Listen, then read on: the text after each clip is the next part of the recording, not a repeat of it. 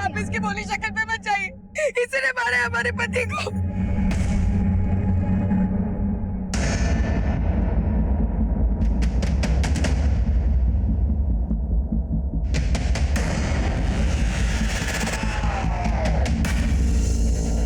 साहब ये रामविलास की लाश है, वो गाड़ी चलाता था साहब, ये टेम्पो भी वही चलाता था साहब। हम लोग वहाँ पर काम कर रहे थे उस तरफ साहब, हम लोगों ने जोर से चीखने की आवाज़ सुनी। हम लोग जब तक यहाँ पर भागकर आकर देखा तो रामविलास की बॉडी पड़ी हुई थी और उसकी बेटी वहीं बगल में बैठी हुई थी और साहब उसके हाथ में तलवार भी थी। तो रामविलास की बेटी है, आप अपनी ही बेटी पर? सगी नहीं है सर, लेकिन हम सगी की तरह ही पाल रहे थे और उसने हमारे सुहाग को उजाड़ दिया। इतनी छोटी बच्ची एक आदमी पे अटैक करके उसका सर धड़ से अलग कैसे कर सकती है? आप उस लड़की को नहीं जानते सर, ये कांड उसने किसी के साथ मिलके किया होगा। किसके साथ मिलकर? ये आप ही पूछ लीजिए उससे। सर आसपास में कोई भी कटा हुआ सर नहीं मिला है, लेकिन खून की बूंदें काफी लंबे तक है। तो लगता है सर को पर्पसली गायब किया गया है। ये लोग बोल रहे हैं कि ये धड़ रामविलास का ही है। इनसे रामविलास का फोटो नहीं हो गया सर। बेटा ये सब जो बोल रहे हैं वो बात सही है? तो बेटा इनका कहना है कि आपने ही अपने पिता को मारा है। देखो बेटा बिल्कुल भी डरो मत, जो भी सच है बस वो बता दो।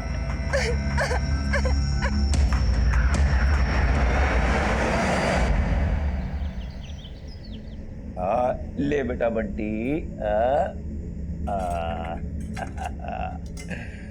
थोड़ा और ले बेटा, थोड़ा और खा ले। अरे बंटी बेटा थोड़ा थोड़ा। पापा वो हमको ना जतिन भैया के साथ रहने में जम नहीं रहा है। संगीता भी पेट से हो गई अब, और हम। अरे वाह नवीन, क्या तारीफ कर रहे थे हमारी? हैं? अरे मुंह काहे घुमा रहे हो? इधर देखो, हम बड़े ताऊ बनने वाले हैं। इतना खुशी का बात हमको बताया ही नहीं है?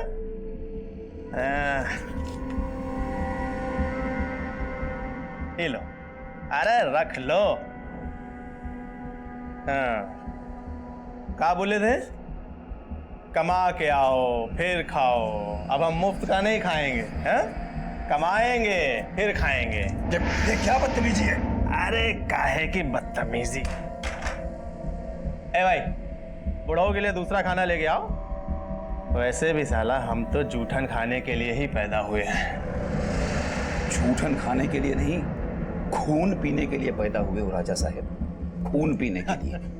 और हमको क्या बोलकर गए थे? काटने का धमकी देकर गए थे ना।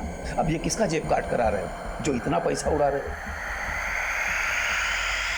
मीनू ने हत्या की? नहीं, आपने देखा ना गांव के किसी और आदमी ने? कहीं ऐसा तो नहीं है कि सबके साथ मिलकर आप ये कोई कहानी बना रही हो? हम काहे कहानी बनाएंगे साहब? मीनू अगर आपकी और रामविलास की बेटी नहीं है तो फिर किसकी बेटी है? कौन है उसके माँ बाप? कहाँ है उसका घर बार? उसके घर बार का हमको नहीं मालूम, सब रामविलास जी जानते थे। करीब 2 साल पहले उसको लेकर आए थे यहाँ। ये मीनू है, वो हमारे पास क्लीनर नहीं था ना, तो सोचे इसको रख लेते हैं और ये अब यहीं रहेगी। मीनू के बारे में वो हमें कुछ नहीं बताए, वो हमारी सुनते ही नहीं थे। मीनू को इतना लाड से रखते थे कि बाद में अपनी बेटी बना लिया। अरे ला भाई रख दो। लो भाई चाय आ गई तुम्हारी।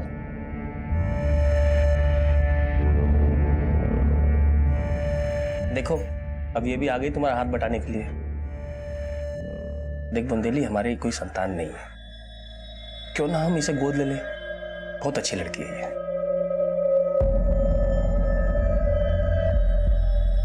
वो लड़की तो हमें शुरू से ही चंट लगती थी। रामविलास जी भोले थे जो उसकी बातों में आ गए। साहब हमको उस लड़की के बारे में पता नहीं था, लेकिन हमको रामविलास की नीयत पर शक था। कैसा शक? कहने को तो रामविलास उस लड़की को अपनी बेटी बोलता था, लेकिन हमको उन दोनों का रिश्ता कुछ अलग ही लगता था।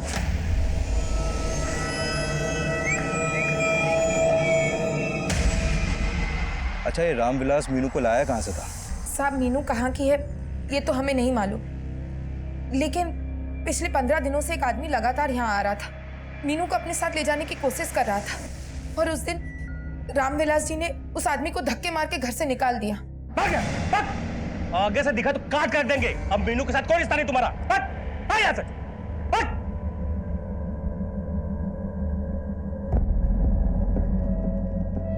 हमने रामविलास जी से उस आदमी के बारे में पूछा तो वो टाल गए। हमने मीनू से भी पूछा, उसने भी कुछ नहीं बताया। और फिर कुछ रोज पहले हमने मीनू को एक आदमी से पैसे लेते हुए देखा था।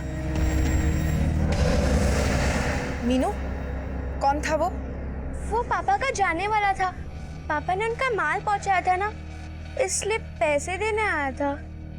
हमको उस दिन भी शक हुआ था साहब, पर क्या करते, कुछ पक्का नहीं पता था। हाँ, कौन है आदमी?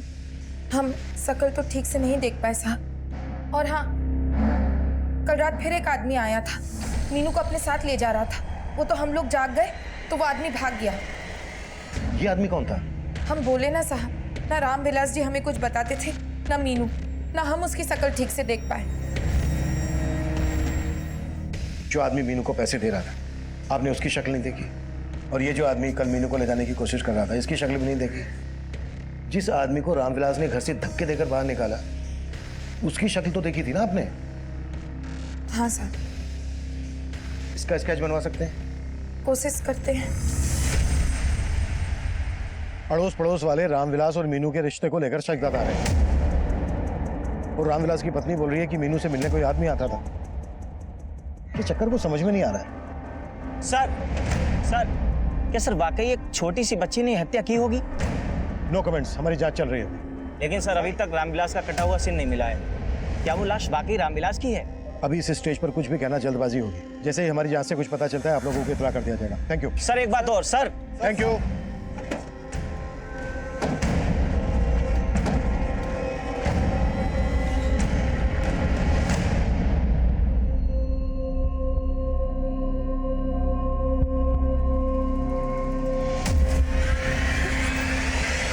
अपने पापों का प्रायश्चित कर लो पहले, समझ गई ना? और अपना ही सम्मोहन शक्ति हम पे आजमाने का कोशिश मत करो। छोड़िए हमें, छोड़िए, छोड़िए। पापा चिल्ला के हमको और जलाओ मत। छोड़िए। अबे तो चिल्ला चिल्ला के हमारे कान में दर्द काहे कर रहा है? बच्चे के साथ यही सब कुछ करना था तो पैदा काहे किए रे?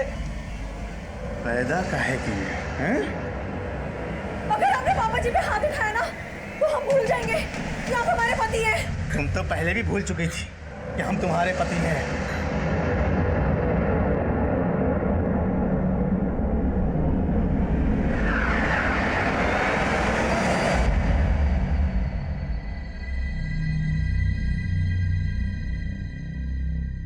मीनू बेटा, आपको बिल्कुल भी डरने की जरूरत नहीं है। बस बेटा जो भी सच है वो बता दो।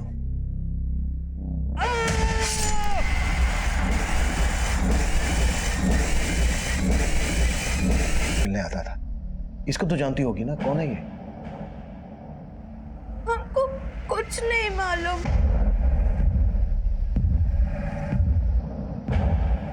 ओके बेटा, कोई बात नहीं।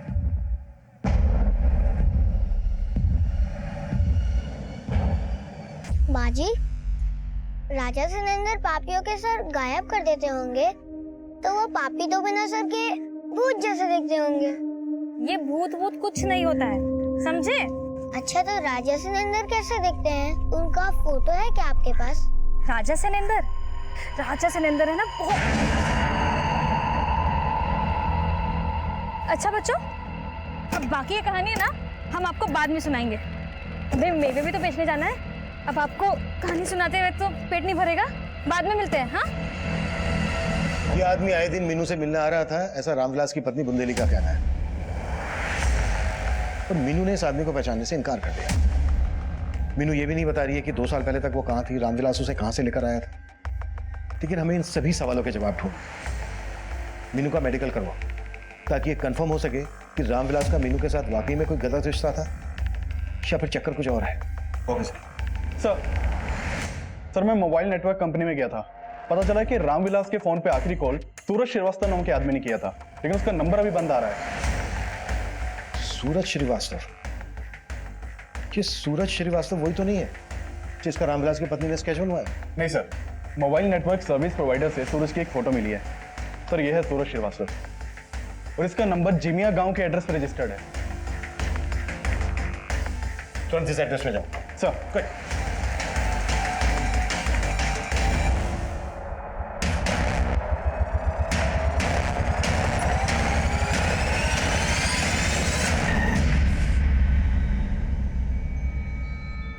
ए भाई सुनो,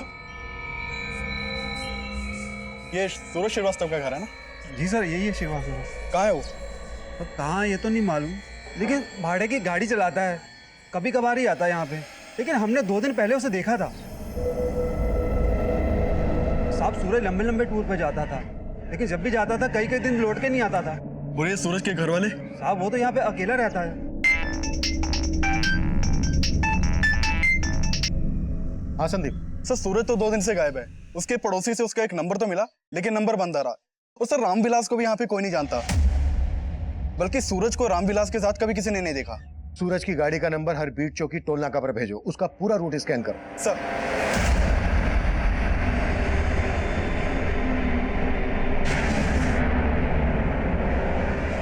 सर, मीनू की मेडिकल रिपोर्ट आ गई है और रिपोर्ट में सामने आया है कि मीनू सेक्सुअली एक्टिव थी। सर ये बयान भी सही हो सकता है कि रामविलास का मीनू से संबंध था। अगर ऐसा है तो फिर यह भी हो सकता है कि रामविलास की पत्नी बुंदेली को इस बारे में सब कुछ पता हो। हाँ संदीप। सर सूरज श्रीवास्तव की सिल्वर की एक जगह खड़ी होने की इंफॉर्मेशन मिली है, मैं वहीं जा रहा हूँ। ठीक है, हम पहुंच रहे हैं। आइए भोलेनाथ जी, बैठिए, हिचकिचाइए मत, बैठिए। आपके बिना बोले ही हम आपकी सारी समस्याएं जान जाएंगे। वो कैसे?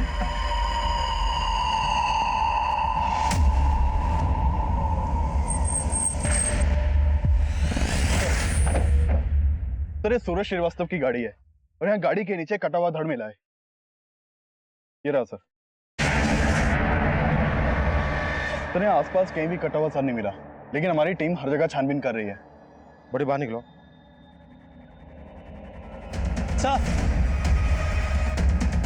सर वहां एक कटा हुआ सर मिला है।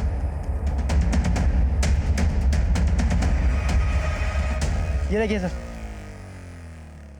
हमने जब उस कटे हुए सर को फॉरेंसिक के लिए भेजा तो सामने आया कि वो कटा हुआ सर ना तो रामविलास झा का था और ना ही सूरज श्रीवास्तव का। वो सर किसी तीसरे ही आदमी का था।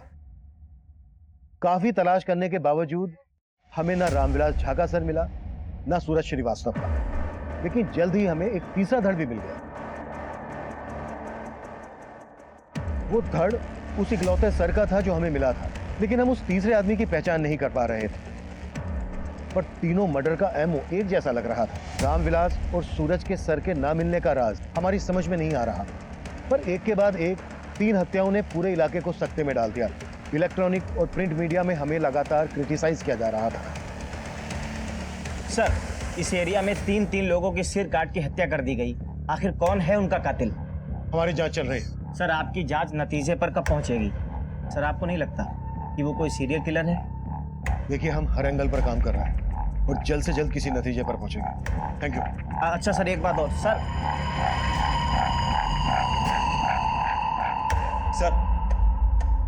जिस आदमी का स्केच रामविलास की बीबी बुंदेली ने बनवाया था उसकी पहचान हो गई है। सर रामविलास के कॉल रिकॉर्ड में एक राजेश नाम के आदमी का नंबर मिला है। इस राजेश का फोटो इस स्केच से मैच करता है सर, लेकिन इसका फोन नंबर भी बंद है। इसका नंबर किस एड्रेस पर रजिस्टर्ड है? सर मोतिया गांव के एड्रेस पर रजिस्टर्ड है इसका नंबर। मैंने मोतिया गांव पुलिस को इसके एड्रेस पर भेजा है। और सर सूरज के कॉल रिकॉर्ड में एक नीलिमा नाम की औरत का नंबर मिला है। सर ये सूरज नीलिमा को काफी कॉल करता था। सर हो सकता है नीलिमा से मिलकर सूरज के बारे में कुछ पता चले। तुम इस नीलिमा से मिलो, मैं मीनू से बात करता हूँ। Okay sir. मीनू बेटा देखो, आपको बिल्कुल भी डरने की जरूरत नहीं है, बस जो भी सच सच है वो बता दो। बेटा क्या आपके साथ कोई जबरदस्ती करता था?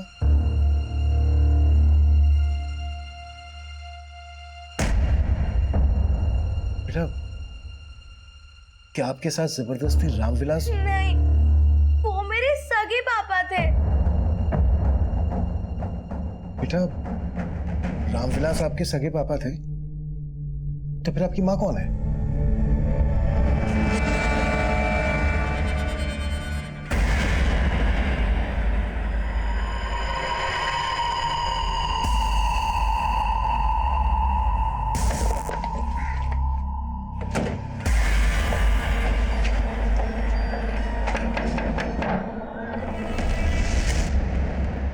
जी सर। नीलिमा से मिलना है हमें।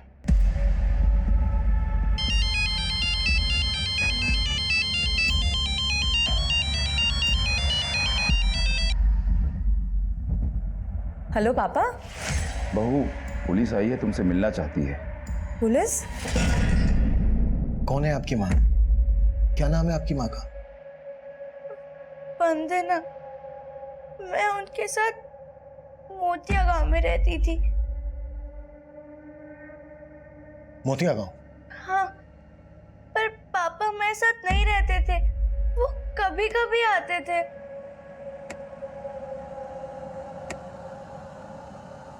दो साल पहले मेरी माँ गुजर गई, मैं मामा के साथ रहने लगी, लेकिन मेरे मामा मेरे साथ। मीनू बेटा, तो आपके मामा आपके साथ ये गंदा काम करते थे? इसलिए पापा मुझे यहाँ ले आए और उन्होंने बोला। बेटा, हम आपसे एक बात बताना चाहते हैं। वंदना तुम्हारी माँ हमारी पहली पत्नी थी। बेटा, हम जानते हैं तुमको बुरा लग रहा होगा, लेकिन बेटा हम अपनी गलती सुधारना चाहते हैं। अब से तुम हमारे साथ ही रहोगे बेटा, हमेशा। पापा ने बोला समय आएगा तो वो मेरी सौतेली माँ को सब बता देंगी। लेकिन बेटा, आपकी सौतेली माँ बुंदेली ने आप पर रामविलास की हत्या का आरोप लगाया है। ये सब झूठ है। लेकिन बेटा, ये तो झूठ नहीं है ना? ये आदमी आपसे मिलने आता था। बोलो कौन है ये? ये मेरे मामा है और यही आकर मुझे ले जाने की कोशिश करते थे।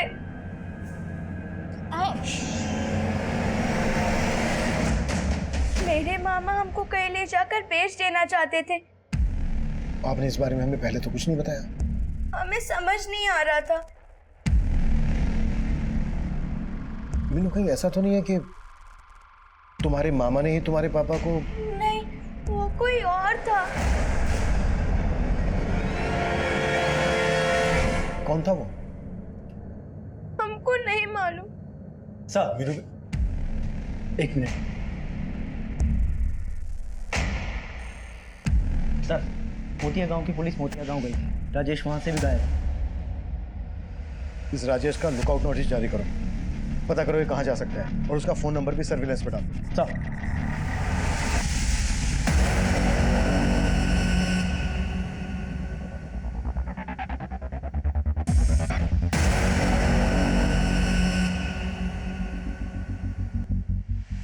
इतना टाइम हो गया, नीलिमा आई क्यों नहीं अभी तक? 20 मिनट में आएगी ऐसा बोला था। आ जाएगी साहब, पर आप लोग कुछ बता क्यों नहीं रहे? संदीप, फोन लगाओ नीलिमा को। सर,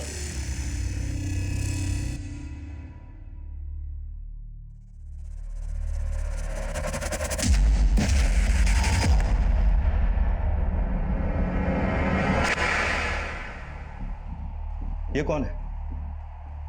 ये हमारा बेटा है जतिन, नीलिमा का पति। अभी कहाँ गया जतिन? वो किसी काम से बाहर गया है।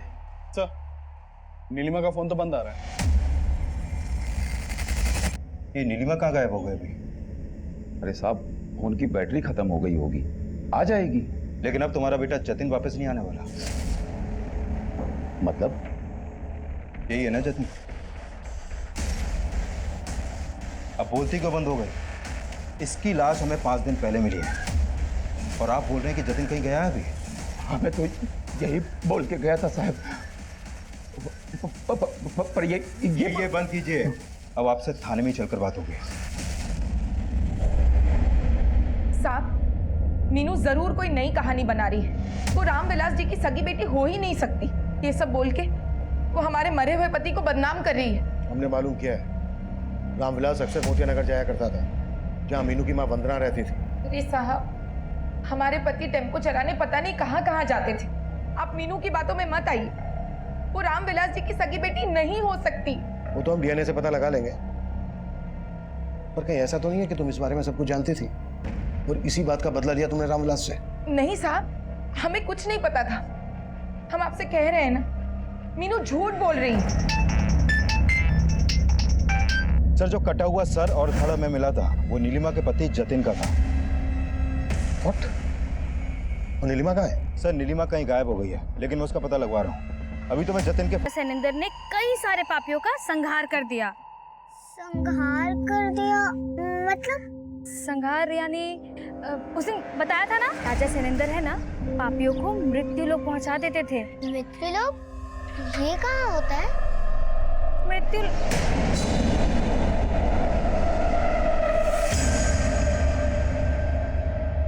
5 दिन पहले जतिन भैया अपनी बीवी से झगड़ा करके निकले थे घर से। उसके बाद से हम उनको देखे नहीं है दोबारा। इसके अलावा हमको कुछ मालूम नहीं है। जतिन की मिसिंग कंप्लेंट क्यों नहीं फाइल करवाई? हमको आभास ही नहीं था कि उसके साथ। ये रो के मत दिखा। जतिन की बीवी नहीं मारा है ना जतिन को? नहीं साहब, वो तो खुद जतिन की मार का शिकार थी। लेकिन जतिन किसका शिकार बना? जतिन के अलावा हमें 2 लाशें और भी मिली हैं, ये रामविलास की और ये सूरज की। सूरज के फोन पर नीलिमा की काफी बातें होती थी। ना हमें सूरज का सर मिला है और ना ही रामविलास का। नहीं साहब, आपको जरूर कोई गलत फहमी हुई है। हमारी बहू ऐसी नहीं थी। अरे जयचंद और नवीन तो कुछ नहीं उगल रहे हैं, और नवीन की बीवी संगीता से भी पता नहीं चल पाया है कि नीलिमा गायब कहाँ है। सर, नीलिमा के बारे में एक चौंकाने वाली बात पता चली है। नीलिमा सम्मोहन करती थी। सम्मोहन? जी सर, और नीलिमा के ज्यादातर क्लाइंट्स मेल थे। सर, रामविलास नीलिमा का क्लाइंट था या नहीं ये तो कंफर्म नहीं हो पाया, लेकिन सूरज श्रीवास्तव नीलिमा का ही क्लाइंट था। सर, कहीं ये नीलिमा सर गायब करके वाकई में कोई तंत्र मंत्र तो नहीं करती? हमें रामविलास और सूरज के सिर्फ धड़ मिले, सर नहीं, जबकि जतिन के सर और धड़ दोनों मिले। और सर, पूछताछ में यह भी पता चला है कि नीलिमा की अपने पति जतिन के साथ बनती नहीं थी, बल्कि जतिन को उसके परिवार वाले खुद नापसंद करते थे। और जतिन का छोटा भाई नवीन, वो तो अपना हिस्सा लेके घर से अलग होना चाहता था। नवीन की वाइफ संगीता से सख्ती से पूछताछ करो, और नीलिमा के जितने भी क्लाइंट हैं सबसे पूछताछ करो। और मीनू के मामा राजेश की क्या अपडेट है? सर, राजेश का नंबर सर्विलेंस पे है। सर, ये तो साफ है कि राजेश मीनू की स्वर्गीय मां वंदना का ही छोटा भाई था, लेकिन मोतिया गांव के लोग ये दावे से नहीं कह रहे कि रामविलास ही वंदना का पति था। सर, पहले तो मीनू ने राजेश को लेकर कुछ नहीं बोला था, और अब रामविलास को अपना सगा पिता बता रही है। सर, मुझे लग रहा है कि ये मीनू अब भी हमसे कुछ छुपा रही है।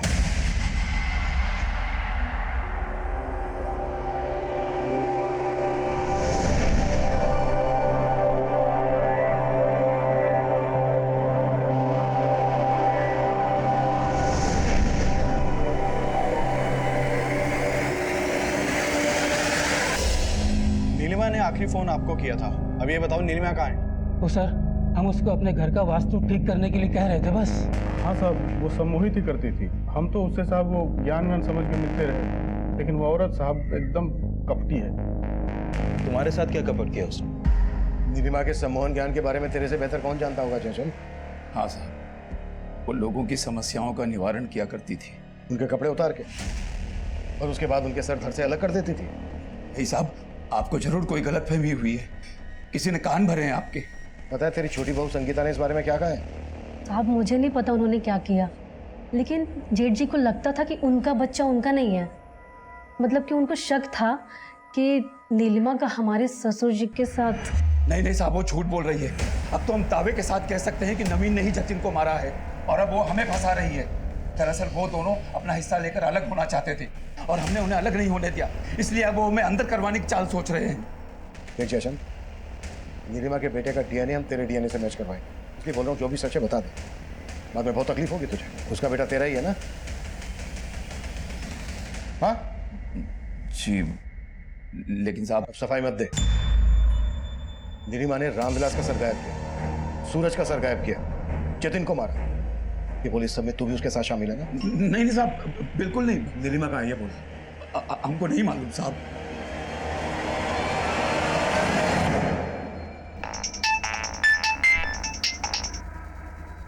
हेलो।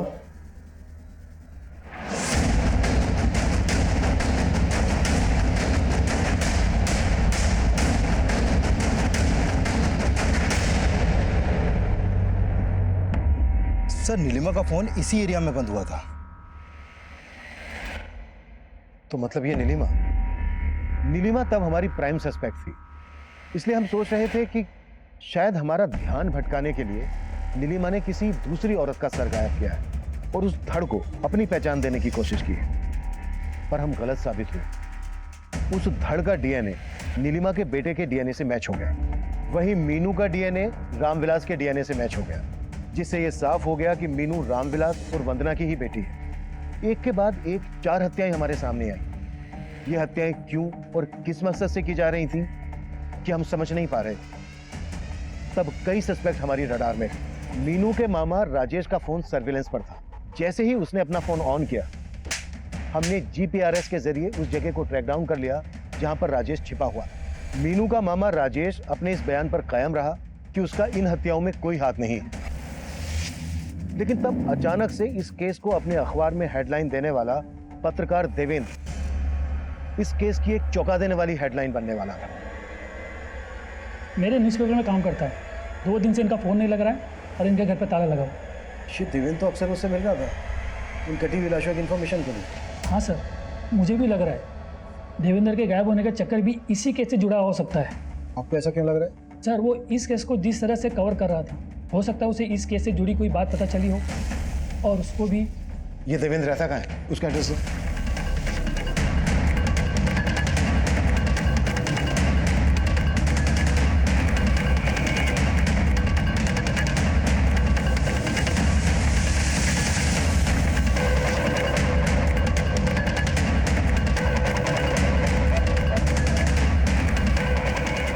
सर अंदर एक फाइल मिली है, इसमें कई सारे लोगों के फोटोज हैं और उनके नाम भी लिखे हुए हैं।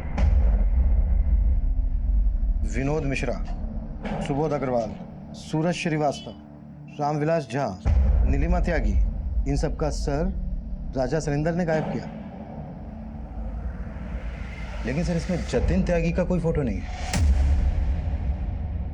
और इसमें जो बाकी के फोटो हैं जिनको हम नहीं जानते, ये लोग कौन हैं? और ये फाइलें देवेंद्र के यहाँ क्या कर रही हैं? तो सर ये राजा सैनिंदर। और इसमें यह भी लिखा है कि राजा सैनिंदर कलयुग का एक राजा है। कहीं ऐसा तो नहीं है कि राजा सैनिंद्र देवेंद्र की स्प्लिट पर्सनालिटी है? इस देवेंद्र के बारे में सब कुछ पता करो, और जो बाकी के फोटोग्राफ इस फाइल में हैं जिन्हें हम नहीं जानते, ये फाइल और ये डायरी एडिटर को दिखाओ और पता करो ये लोग कौन है। Okay sir.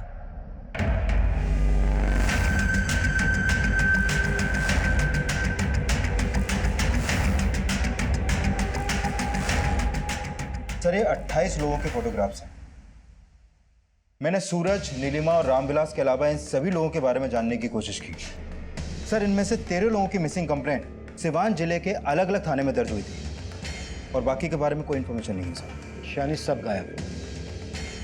और इस फाइल में लिखा है कि राजा सैनिंद्र ने सबके सर गायब कर दिए। इस राजा सैनिंद्र से जुड़ी कोई इन्फॉर्मेशन मिली?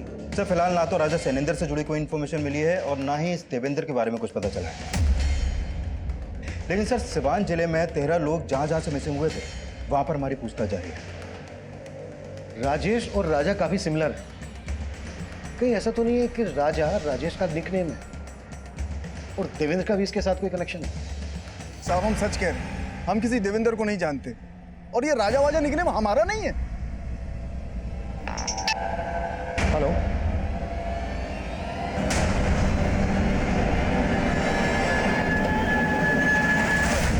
सर इस इलाके में एक जमीला नाम की लड़की के बारे में पता चला है। वो यहाँ गली गली घूम के मेवे बेचा करती है और सर वो गली मोहल्ले के बच्चों को राजा सैनिंदर की कहानियां सुनाया करती है। वो गली मोहल्ले बच्चों को मैंने यहाँ इकट्ठा कर लिया है। अंकल, जमीला बाजी कहती थी कि राजा सैनिंदर यहीं कहीं धरती लोक पर रहते हैं और वो पापियों को मृत्यु लोक में पहुंचा देते हैं। अच्छा बेटा, ये जमीला बाजी रहती कहाँ है? मालूम नहीं अंकल, हम तो उन्हें यहीं देखते थे। अच्छा बेटा, इनमें से किसी को जानते हो? हाँ, हमने उस दिन देखा था इनको। ये जमीला बाजी के पीछे गए थे। सर हमने देवेंद्र के कॉल रिकॉर्ड अच्छे से चेक किए थे, लेकिन ना तो उसमें किसी जमीला का नंबर मिला था और ना ही किसी राजा सैनिंदर का। इस राजा सैनिंदर का हिस्ट्री में भी कोई जिक्र नहीं है, लेकिन इस राजा सैनिंदर का जमीला, देवेंद्र और इस केस से जुड़े विक्टिम से कोई ना कोई कनेक्शन जरूर है। सर मैंने इन सभी सस्पेक्ट के बैकग्राउंड खंगाले, जो भी सामने आया उससे तो यही लग रहा है कि ये राजा सैनिंदर सिर्फ देवेंद्र और जमीला से ही कनेक्टेड है। अब तक हम राजा सैनिंदर को देवेंद्र की स्प्लिट पर्सनैलिटी मान रहे थे कि जमीला बच्चों को राजा सैनिंद्र के किस्से क्यों सुनाती थी। कि राजा सैनिंद्र कोई है या नहीं, इसका अभी तक कोई ठोस एविडेंस तो नहीं मिला है, लेकिन किसी भी सस्पेक्ट की ऐसी कोई इंफॉर्मेशन मिली है जो राजा सैनिंद्र जैसी ही अजीब हो, जो इस अजीब से केस से ताल्लुक रखती हो। सर एक बात है, नीलिमा का एक क्लाइंट है भोलेनाथ, उसके 2 बेटे हैं जिनके नाम अध्यादेश और संविधान है। आपको सुनने में थोड़े अजीब नहीं लग रहे हैं ना? भोलेनाथ के बेटों के खिलाफ कुछ? सर वो दोनों दिल्ली में पढ़ते हैं और वहीं हॉस्टल में रहते हैं, और मर्डर के समय भी वो दोनों दिल्ली में ही थे। बेटे को ये अजीब सा नाम देने वाला है भोलेनाथ। इस भोलेनाथ को मिलने के लिए बुलाओ और इसके कॉल रिकॉर्ड्स भी निकालो। Okay sir.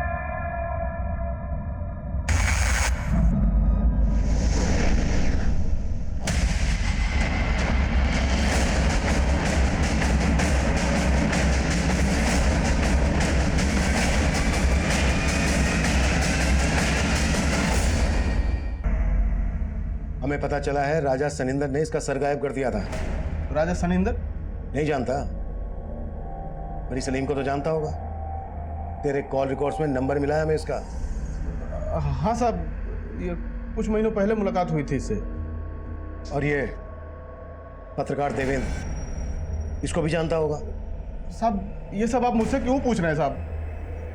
सुमित, नहीं रुकिए रुकिए, बताते हैं हम, बताते हैं। भूख लगी है, पहले दाल पिलाइए।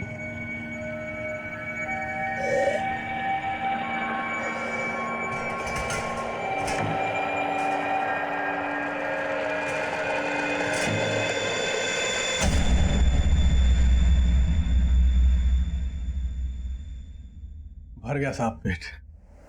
चलिए दिखाते हैं कहाँ है राजा सैनिंदर।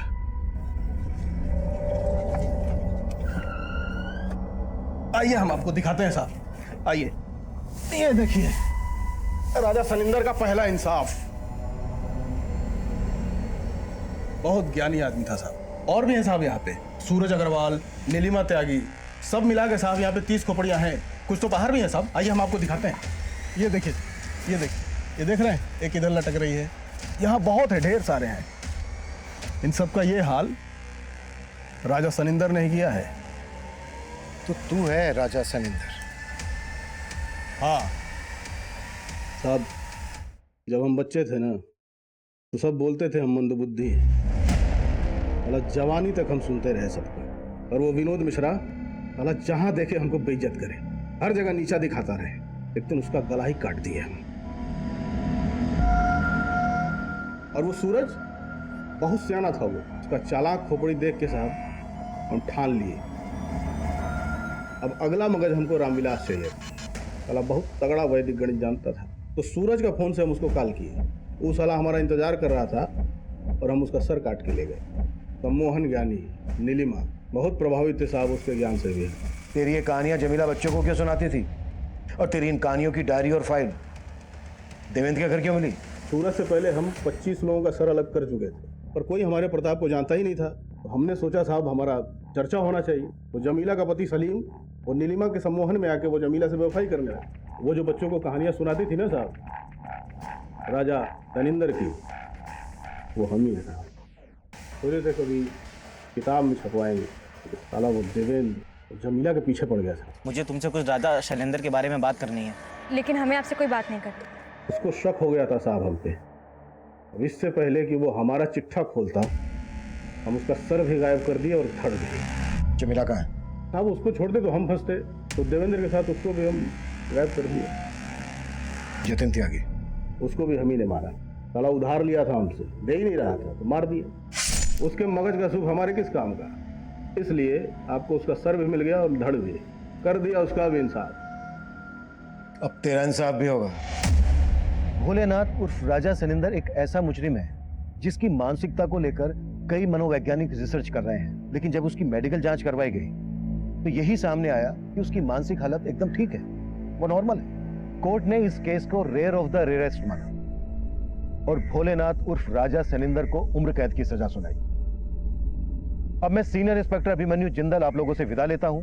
आपसे फिर मुलाकात होगी एक नए केस के साथ। स्वस्थ रहिए, सतर्क रहिए और देखते रहिए क्राइम पेट्रोल 10 तक। मकसद बताना नहीं, बचाना है।